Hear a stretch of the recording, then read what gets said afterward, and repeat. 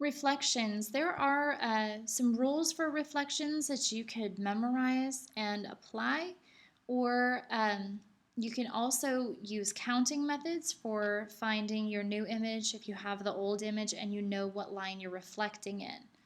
The mirror line is your line of reflection. It's the line that you're reflecting over, and you count the distance from that line from your figure, and then you go on the other side of it perpendicular to that line, counting the same distance on the other side, and that's where you place a new point.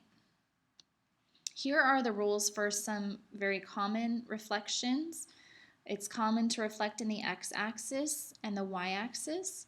When we reflect in the x-axis, the y value changes. When you reflect in the y-axis, the x value changes. If you reflect over the line y equals x, it flips your x and y, and puts the y value into the new x, and the old x value is the new y. And if you're reflecting in the line y equals negative x, then it interchanges the x and y and changes the sign of them. I prefer, when I'm reflecting in any of these, to just count. And if I'm doing the line y equals x or y equals negative x, I count diagonals, because you just count the perpendicular to it. So perpendicular to a slope of 1 is -1. Perpendicular to a -1 slope is a +1 slope.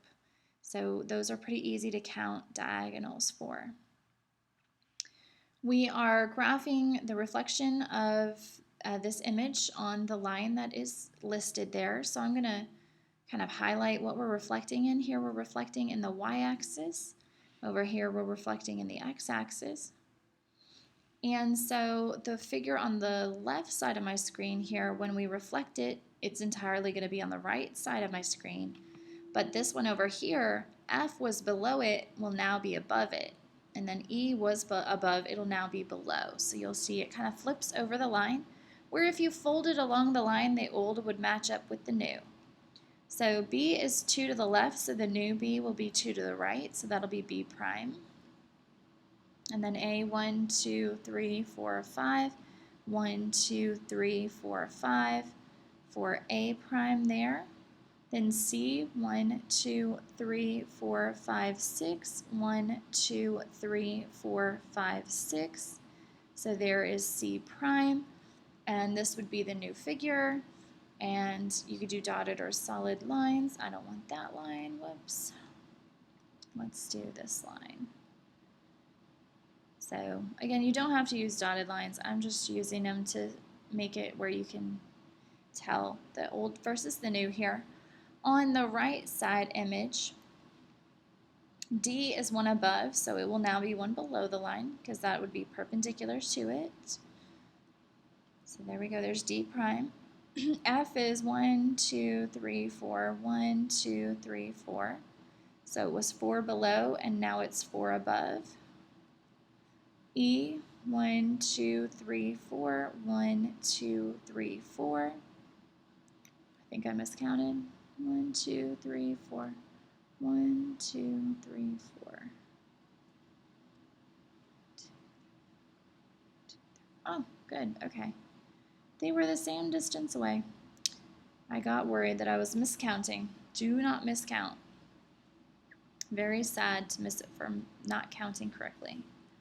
So then I'm going to draw in my line here,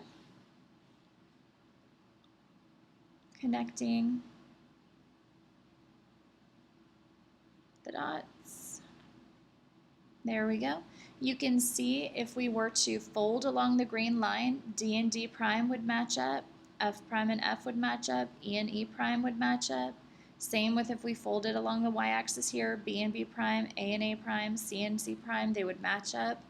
If you have that happening, then you should be doing it correctly. You can feel pretty good about it.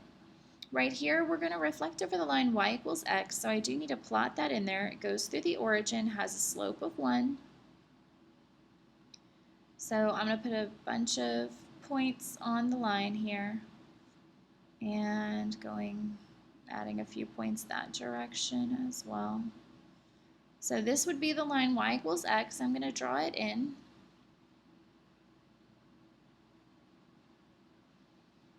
and we're going to reflect across that line. So we need to count perpendicular towards it, which would be diagonals. So B is 2 diagonals away. B prime will be 2 diagonals away from it. So again, if you folded along the green line, B and B prime would match up. So it's in the right place. A is 1, 2, 3, 4, 5 diagonals away. So we'll keep going 1, 2, 3, 4, 5 diagonals. Again, if you fold it along that line, A and A prime would match up. C is 1, 2 and a half, 1 half, 1, 2. You can also use that rule that was on the front of these. I do not tend to use that rule because to me it's a rule that you are memorizing and you don't need to memorize that rule. So the more I can not memorize, the more room I have for the stuff that I actually have to know by heart. So there we go, there's the new figure. And then right here, I'm reflecting in the line x equals negative 2. People get confused about the whole x equals a number and y equals a number, how they go. When you have x equals to a number, remember it's a vertical line. When you have y equals to a number, that's a horizontal line. In this case, the x value will be negative 2 no matter what the y value is. So you go on your x-axis to negative 2, you make a dot. No matter what the y is, meaning if you go up or down, the x value will remain at negative 2. So this line should be going vertically here at negative 2.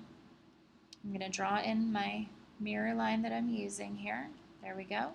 And we're going to reflect over this line. So D is currently on the left, it'll now be on the right. E is on the right, it'll now be on the left, and so on.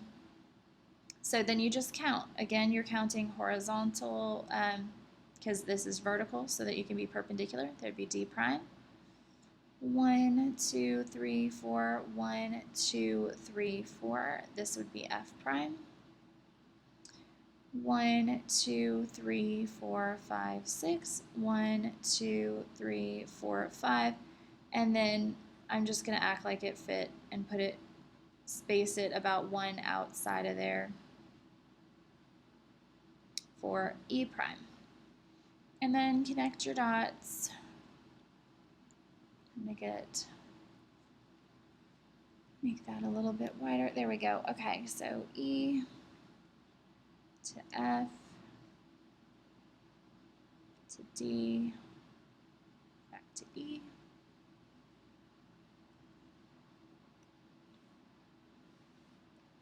For the new one, then we have this last one here is a little bit strange. We want to find point C on the x-axis so that AC plus BC is a minimum. So this is not something that you would have seen before. It's just sort of a creative way to apply reflections to solve this problem. We want the point we're finding to be on the x-axis. So keep the x-axis in mind as we're thinking. Point A is at 3, 2. And point B is at negative 3, 4.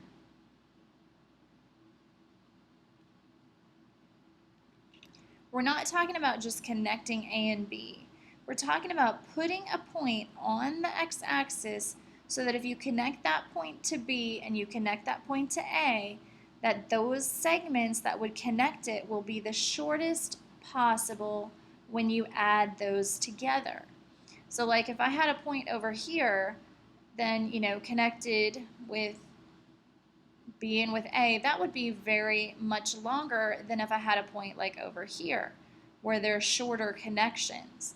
And so there is a way of finding exactly where you want to be so that it can be minimized. And that is by using the fact that the shortest distance between any two points is a straight line. Now, if I want a point on this line, I could reflect either of these over that line, and you'll see how we can figure this out. So I'm going to reflect B. 1, 2, 3, 4. 1, 2, 3, 4. This would be B prime if I were to reflect it over the x-axis.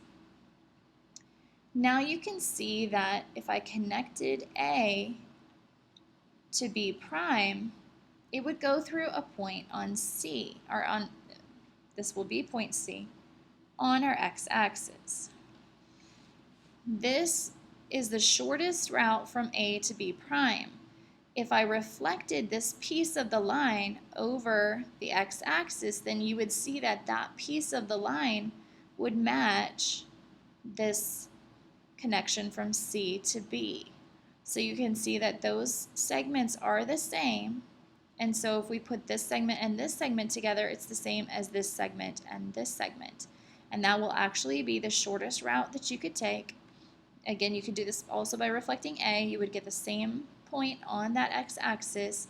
And so that's just a creative way of applying reflections to get this answer for minimizing this distance of these segments here. So C would be at 1, 0.